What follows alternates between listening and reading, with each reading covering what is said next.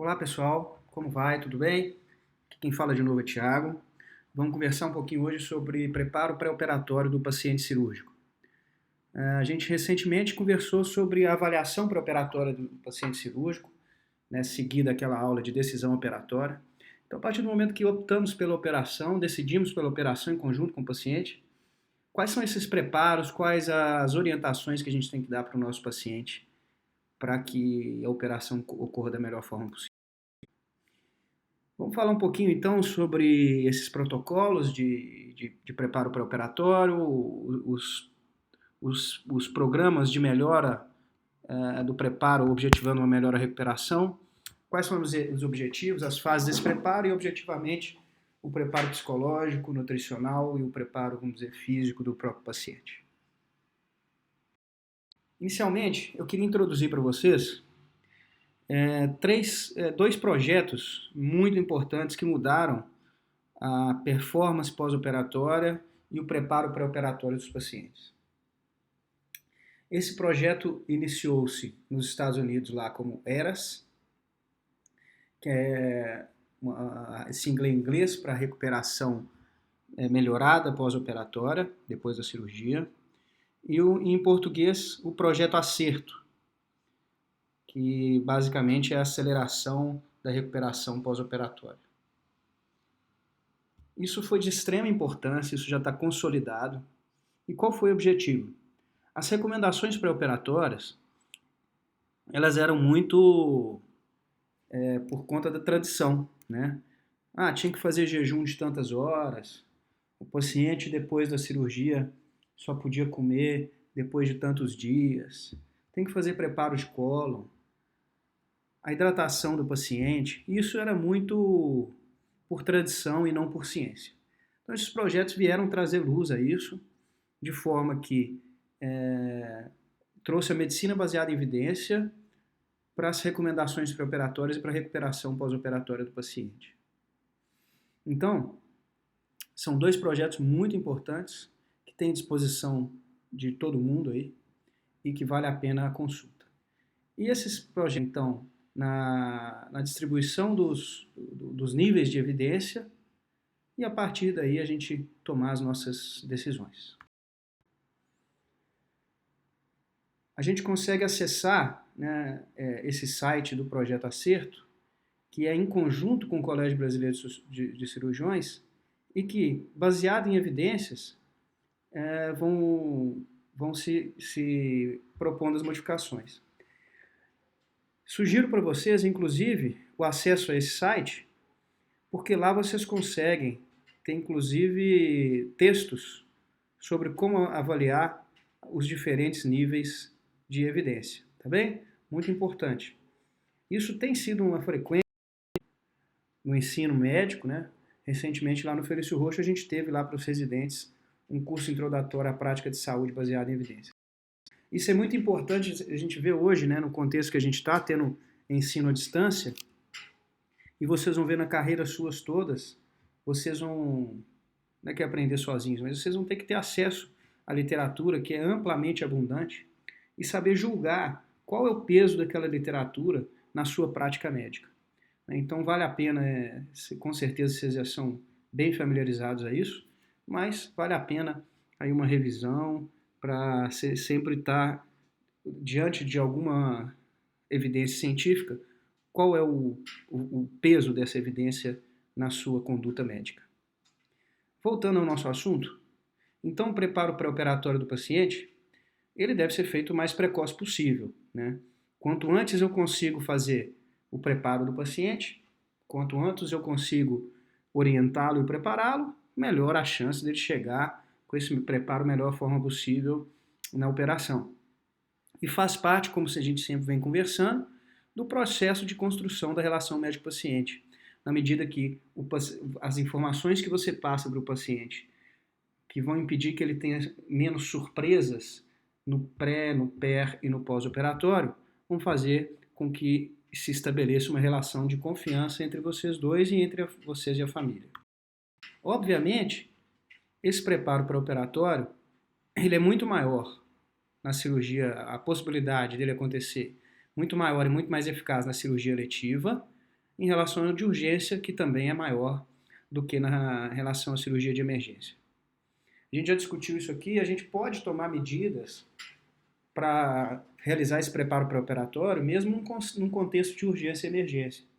Então, se eu posso esperar o jejum pré-operatório adequado para um paciente com um quadro de colecistite, de apendicite, ou mesmo de fratura de fêmur, de fratura de perna, sem prejuízo ao tratamento dele, mas que minimize as chances, por exemplo, de ele ter uma aspiração do conteúdo gástrico, uma aspiração pulmonar, levando a uma pneumonia grave, não tem por que eu não fazer isso. Mas, numa situação de emergência, obviamente, isso é minimizado. E com relação a esse preparo pré-operatório, a gente tem um preparo psicológico, as avaliações que a gente já conversou bastante, e quais são os tipos de prescrições e cuidados que esse paciente deve ter. Com relação ao preparo psicológico, a gente tem que pensar que a gente tem o paciente, a família e as condutas, tanto no pré e no pós-operatório, como é que vai acontecer. Né? Tudo com que a gente é preparado anteriormente, a gente tem um impacto menor, a gente consegue se preparar e consegue se adequar àquela realidade que vai vir. Se isso é uma surpresa, é muito mais difícil, se acrescenta esse fator desnecessariamente na maioria das vezes, tá bem? Então, vamos pensar o seguinte, entre o cirurgião, o paciente e a realização do tratamento, a gente tem um caminho que é responsabilidade nossa, né? Que é informar o paciente, mas informar, né, aí o paciente e a família, né? Informar o paciente de um modo que ele compreenda todas as informações, porque a partir do momento que você consegue passar o máximo de informações possíveis, o máximo de informação possível a respeito do tratamento, a respeito da patologia, a respeito da proposta e do que vai acontecer, mais chance dele entender, compreender o que você está querendo dizer, e mais chance dele decidir conscientemente por submeter-se àquele tratamento ou não. Dessa forma, ele vai aderir ao tratamento melhor e vai permitir uma relação médico-paciente mais adequada. Isso porque a gente tem que entender, gente, a gente é médico ou cirurgião, vive isso dia a dia, para a gente acaba ficando corriqueira essa rotina. Mas a gente tem que entender que a maioria das pessoas tem algum grau de ansiedade pré-operatória. Anormal é aquele cara que vai para a mesa de cirurgia sem nenhum medo, nenhuma angústia. Isso não é normal. Primeiro você tem medo do desconhecido, que você não conhece. O que vai passar comigo? Você tem os mitos aí e tudo mais. Com relação ao diagnóstico. Se a gente, por exemplo, trabalha com pacientes oncológicos, esse diagnóstico é uma questão difícil para todo paciente e também para os profissionais de saúde. Uma pergunta muito, muito feita, por exemplo, é o seguinte: eu tenho que falar ou não para o meu paciente se ele tem câncer, por exemplo? Eu falo ou não? Muitas vezes a família chega para você, um paciente internado, que faz um diagnóstico no próprio hospital, e a família chega para você e fala: olha, não conta para ela não conta para minha avó não conta para minha mãe não, que ela não vai dar conta de saber. E aí? A gente conta ou não? Bom, tem algumas questões éticas e aí filosóficas e até pessoais na história. Na maioria das vezes, quem é o nosso paciente é com quem a gente tem obrigação. Então, se um paciente te pergunta diretamente, você tem a obrigação de falar com ele, mesmo se a família pediu que não. Então, se você antes teve essa conversa do lado de fora do quarto com a filha do paciente, ela te pediu para não falar que o paciente tem câncer, você chega no quarto do paciente, a primeira coisa que ele te pergunta: eu tenho câncer, doutor? Tem. O seu compromisso é com o paciente, você tem que dizer a verdade. Mas muitas vezes a gente tem que sentir o próprio paciente não quer receber aquela notícia naquela hora. Então a gente não vai mentir, mas a gente vai sentir muitas vezes o que o paciente quer ouvir. Então, por exemplo, a gente pode dizer que o paciente tem uma úlcera no estômago, que necessita de tratamento cirúrgico, que necessita de tratamento médico, que necessita de tratamento com medicações e tudo mais. Na maioria das vezes, o paciente, naquele contexto todo, ele vai desconfiar ou mesmo vai saber que algo está errado, que é possível que ele tenha uma neoplasia. E vai depender da própria assertividade dele. Tem paciente que vai querer saber, que vai te perguntar logo, e tem paciente que vai preferir que você não comente aquilo naquele momento, ou mesmo não vai ter momento nenhum que ele vai querer comentar sobre isso. E um modo de se colocar à disposição do paciente para que ele saiba que ele tem em você alguém que ele pode confiar quando ele quiser, é o momento, ao final da conversa, em que você não falou para o paciente diretamente do diagnóstico, você pergunta para ele, né, de forma assertiva, tem alguma coisa, por exemplo, né? Tem alguma coisa que você gostaria de me perguntar? Você tem alguma dúvida do que eu te falei? Dentro do que eu te falei, tem mais alguma coisa que você quer saber? E vez por outra, o paciente vai te perguntar nesse momento, ou não. E aí no dia seguinte, no outro, e no outro, e no outro, essa conversa sincera tem que existir. Tá certo? Mais ou menos dessa forma, mas dá pra gente discutir depois na aula online melhor sobre isso. Da mesma forma, em relação também ao diagnóstico, as expectativas do paciente, né? A gente nunca deve dar falsas expectativas, né? Por exemplo, um paciente lá com câncer avançado, doutor, eu vou curar. Vai, claro, você não pode ser irreal com o paciente. Mas também você nunca pode tirar-lhe o otimismo e nunca abandonar-lhe no tratamento. Né? Sempre ele saber que pode contar com você, né? Você não deve nunca dar falsa expectativa, mas também de forma alguma ser pessimista e ser trágico na sua conversa. Com relação à cirurgia, né? Você explicar exatamente o que vai ser feito, numa linguagem que ele entenda, use figuras, use desenhos, numa linguagem que o paciente entenda, para que ele possa entender exatamente o que vai acontecer com ele. Né? Com relação à anestesia, há muitas histórias, muitas lendas, muitas coisas que acontecem entre cada paciente. Então, o paciente fala assim, nossa, e o que por vezes era verdade aí mais antigamente, né? Fala assim, nossa, eu senti dor durante a cirurgia.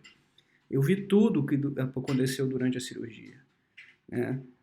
Aquele medo do paciente de, por exemplo, ele não está anestesiado e está com bloqueador neuromuscular e está vendo tudo e não tem capacidade de reação. Isso é óbvio, tem como o anestesista, nos seus parâmetros de anestesia, ver se isso pode estar acontecendo, e isso é, hoje em dia, extremamente raro, ou para não dizer que não acontece. Mas existe essa mitologia, né, e o paciente tem esse medo. Então, cabe a você esclarecer alguma dúvida em relação à anestesia. Anestesia geral, olha, vai colocar um tubo na sua garganta para te ajudar a respirar, então você pode ter um certo incômodo na garganta depois da cirurgia. Né? Com relação à dor, você vai sentir dor depois da cirurgia ou não vai? Vai ter remédio prescrito de horário? Ou você pode ou não pedir mais remédio? Né? E com relação às complicações, né? Ser muito aberto com o paciente em relação às complicações. Eu já citei isso aqui para vocês, quando a gente explica para o paciente, né, as complicações antes, a gente está explicando. Depois pode soar, às vezes, como uma desculpa. Então você tem que dizer aos pacientes as complicações, as possibilidades, a frequência delas e o tipo de complicação e as consequências dela antes da operação. Porque o paciente pode, ao ouvir aquela possibilidade de complicação, optar, eu não quero operar. Né? E a gente já viu isso, que é direito do paciente que ele não queira submeter ao tratamento, a não ser que seja uma emergência. E de forma alguma você vai abandoná-lo, né? Você vai dar a sua opinião, falar as questões inerentes à escolha dele, mas você também, de forma alguma, vai abandoná-lo. Uma coisa importante é adaptar o tipo de comunicação ao paciente. Então, o paciente com nível cognitivo maior, você vai conversar de um jeito. O paciente mais humilde, você vai conversar de outro. De um nível social diferente, você vai conversar de outro. É muito importante você ter essa capacidade de identificar e de adaptar o seu discurso ao seu paciente. Continuando, cabe também no preparo psicológico falar sobre como é que vai ser o pós-operatório, né? Eu vou ter que ficar restrito ao leito, eu vou ter que ficar deitado de costas, eu posso virar de lado, eu posso virar de barriga para baixo, eu posso levantar, posso mexer as pernas ou devo mexer as pernas, eu devo levantar. Então isso é muito importante, porque muitas vezes a enfermagem às vezes é orientada, às vezes no paciente no pós-operatório, se isso não está explícito nas prescrições, o paciente mantém-se restrito ao leito. Então você já orienta o seu paciente, olha, você vai chegar no quarto, você pode levantar, pode ir no banheiro, pode se alimentar ou não, então você já informa antes da cirurgia como é que vai ser no pós-operatório. Se vai participar uma equipe multidisciplinar, né, aquele médico que te ajudou no pré-operatório vai participar do tratamento do paciente, se a equipe de fisioterapia, enfermagem, nutrologia, quem é que vai participar do tratamento? De tempos em tempos, o paciente vai passar a noite no hospital, de tempos em tempos vai passar uma enfermeira para medir seus dados vitais. E por aí vai, e preparando o paciente para o que vai ocorrer após a cirurgia. Com relação ao jejum e a dieta, né?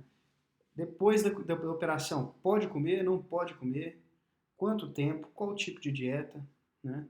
E quais os tipos de medicações que vão ser feitos no pós-operatório. São questões que fazem parte da boa informação no pós-operatório, tá bom? Muito bem.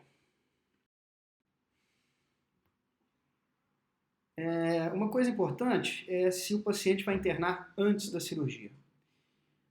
Por exemplo, no dia anterior, 2 dias antes, quando que isso acontece?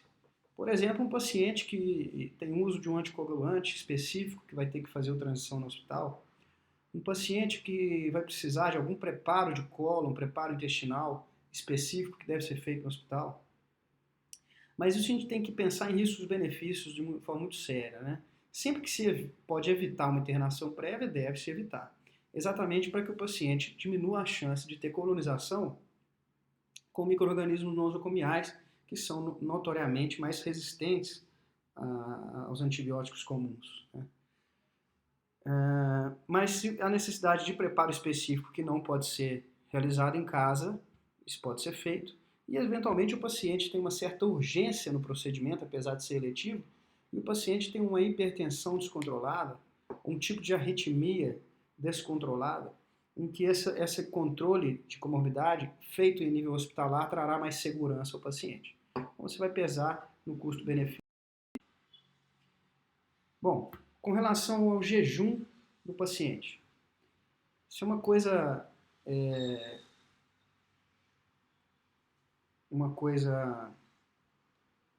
questionável, mas o que a gente tem que pensar é o seguinte: qual o objetivo do jejum?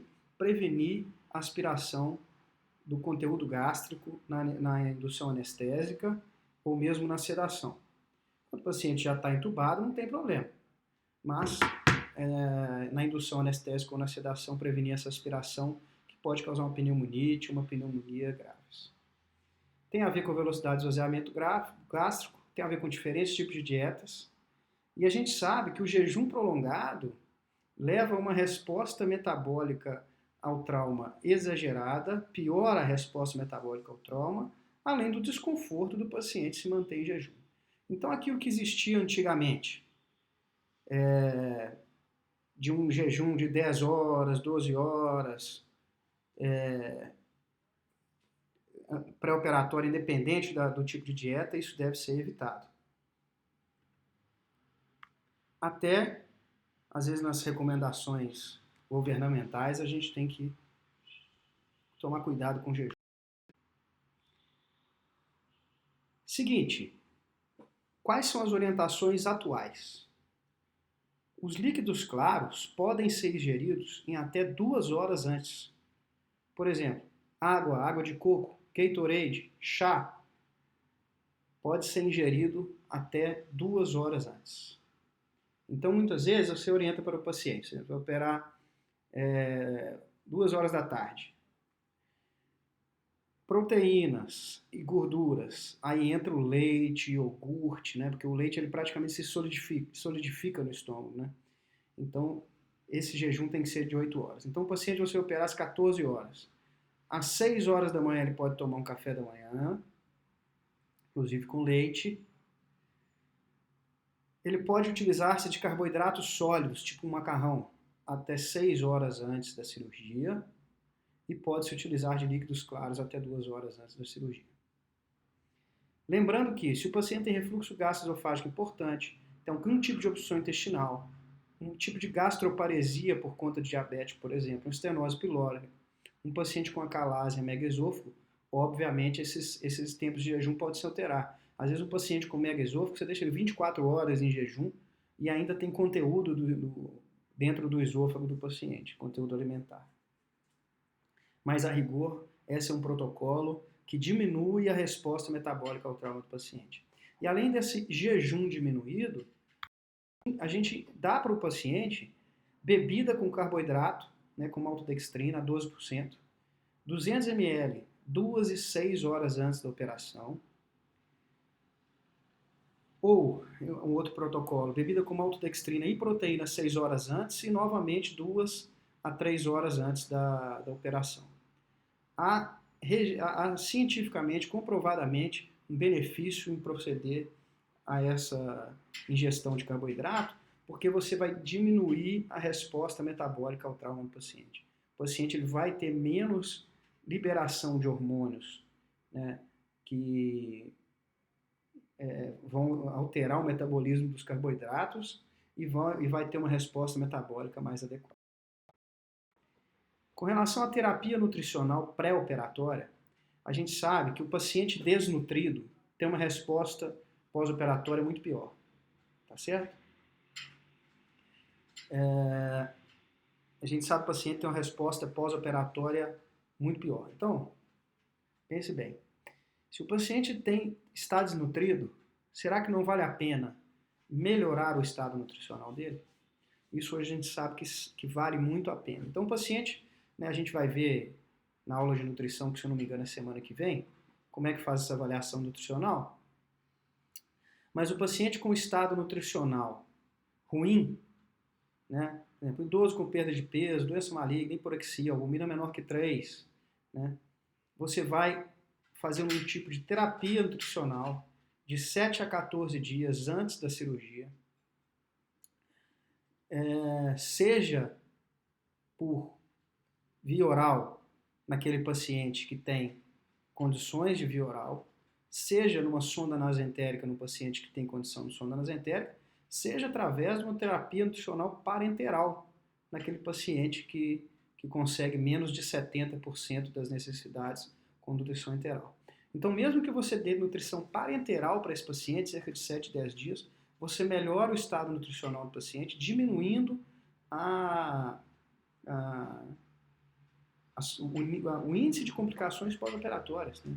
Você diminui a quantidade de fístulas, por exemplo, no pós-operatório, caso você faça uma reposição nutricional adequada.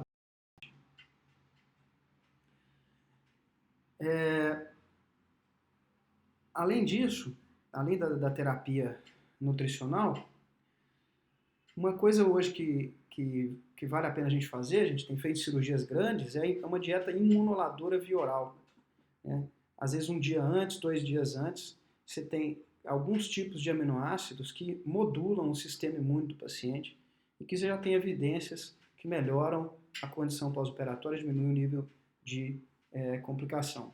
Então, mesmo num paciente desnutrido que não tenha condição de via oral, a nutrição parenteral é indicada. Uma coisa que se questiona é que tipo de antisepsia pré-operatória eu devo dar para o meu paciente. Um banho pré-operatório com solução antisséptica. Por exemplo, o paciente vai antes para o hospital ou em casa, ele toma um banho com sabão de clorexidina, aquele sabão que a gente usa lá no ambulatório. Bom, isso na maioria das vezes não há prova de ser benéfico. Essa antisepsia deve ser feita só do local da incisão lá na hora da operação. Mas em alguns tipos de cirurgia, por exemplo, prótese ortopédica, cirurgia cardíaca, ainda é indicado, vai de acordo com cada serviço. Mas isso não está muito certo se vale a pena ou não. Mas de acordo com o paciente, por exemplo, paciente mais imunossuprimido, ou de acordo com a operação, a prótese ortopédica, vale a pena isso ser feito antes da cirurgia. A rigor, só aquela antisepsia pré-operatória, lá na cirurgia mesmo. Com relação à tricotomia, a retirada dos pelos, é uma outra coisa um pouco em que a gente tem costumes da população em relação a isso. Muito paciente chega lá, né, vai operar de hérnia e faz a sua própria depilação em casa, às vezes com gilete da região ínguino-escrotal. A gente tem que orientar o paciente para não fazer isso, né?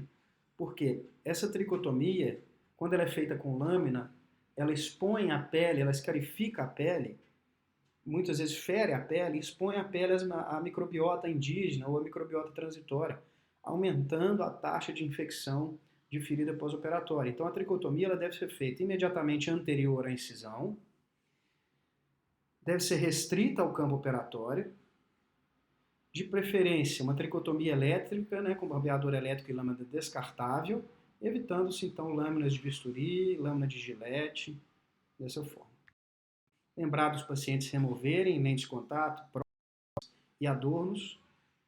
O esvaziamento vesical, né, pode ser importante, falar eventualmente uma cirurgia laparoscópica, em que você tem um acesso suprapúbico, é interessante diminuir, esvaziar a bexiga para evitar lesão de bexiga durante a passagem do trocáter laparoscópico.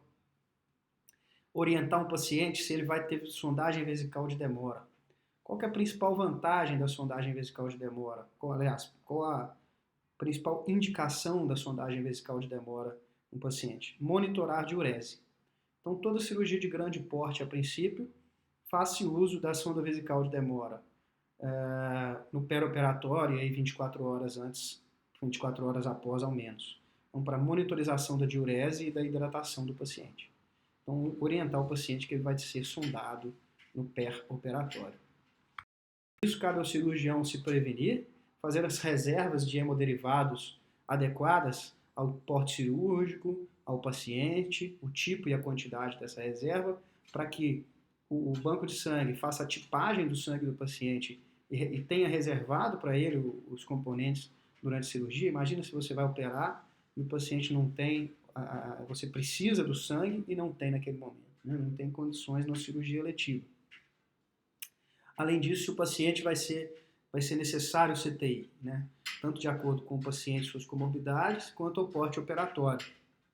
Da mesma forma que o sangue, não tem cabimento, às vezes, você poder se prevenir, em fazer uma reserva de leito de CTI, e o paciente precisar do CTI e não ter.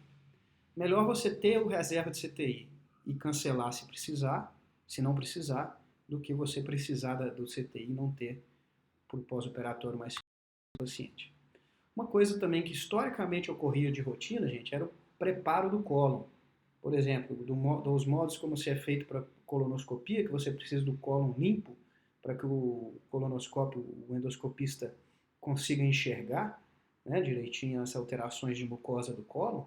Isso era feito de rotina, numa tentativa de diminuir a contaminação do campo operatório e tudo mais. Está provado que isso, na maioria das vezes, é desnecessário, né? Podendo ser prejudicial. Porque, às vezes você tem um preparo não tão bem feito e você tem, às vezes, uma abertura do cólon no pré-operatório e aquilo que se foi preparado está uma questão, as fezes mais líquidas, propiciando, inclusive, a contaminação maior, porque essas fezes estiverem mais bem formadas, né? Então, o que a gente tem de evidências, né? O preparo do cólon, principalmente no paciente idoso, pode levar a uma desidratação de estrutura hidroeletrolítica importante no pré-operatório, fazendo com que você aumente a hidratação com cristalose pré-operatória. A gente sabe que o aumento do uso de soro, de hidratação pré-operatória, atrapalha a recuperação pós-operatória. O paciente tem mais íleo, tem mais fístula, quanto mais soro se utiliza no pré-operatório. Então a gente evita o preparo de cólon possível. Não há nenhuma evidência que que suporta o preparo nas cirurgias de colo, né? Inclusive nas oncológicas, diverticulite, fechamento de estômago, a gente não usa preparo de colo. Agora, reto médio ou baixo, né? Pode ser utilizado, essas evidências não são tão importantes, e vai de acordo com o cirurgião, caso seja feita uma colonoscopia perioperatória. Às vezes o cirurgião vai fazer uma colonoscopia para se localizar no perioperatório, e obviamente ele tem que enxergar bem. E na laparoscopia o que se diz é a respeito do peso do cólon, né? Eu já acho que isso não é uma questão que atrapalhe, não. De rotina a gente não faz preparo do a respeito. Então, por exemplo, se você operar o cólon direito, cólon transverso, cólon esquerdo e sigmoide, não faz preparo de cólon. Reto alto ou reto baixo, aí vai a critério de cada cirurgião. Então, para encerrar, lembrar o seguinte, o projeto Acerto trata de condutas baseadas em evidência no pré-operatório, no intraoperatório e no pós-operatório. E hoje a gente falou da importância de abolição do preparo de rotina de cólon, no suporte nutricional perioperatório adequado, diminuir o jejum pré-operatório, informar corretamente o paciente e sua família e sempre auditar e avaliar seus resultados. No site do ERAS, a gente vai encontrar essas recomendações sempre também em inglês, né? Informar o paciente, educar o paciente para que ele compreenda o que vai ser feito.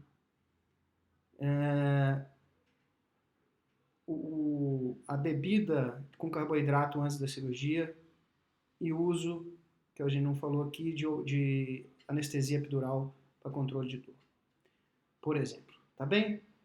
Bom, eu aconselho fortemente a vocês acessarem estes sites, que vocês vão ter muitas informações, tem livros disso, isso é uma literatura bem extensa. Inclusive lá no site do ERAS, vocês têm de acordo com o tipo de cirurgia, né? Gastrectomia, recomendações baseadas em evidências para o pré, peri e pós-operatório, né? Recomendações para o anestesista, então é muito interessante, tudo baseado em evidência, tá bom? Vale a pena. A gente discute melhor nas discussões online, espero que tenha dado para entender tudo certinho e estamos à disposição, tudo de bom para vocês. Um grande abraço, até a próxima.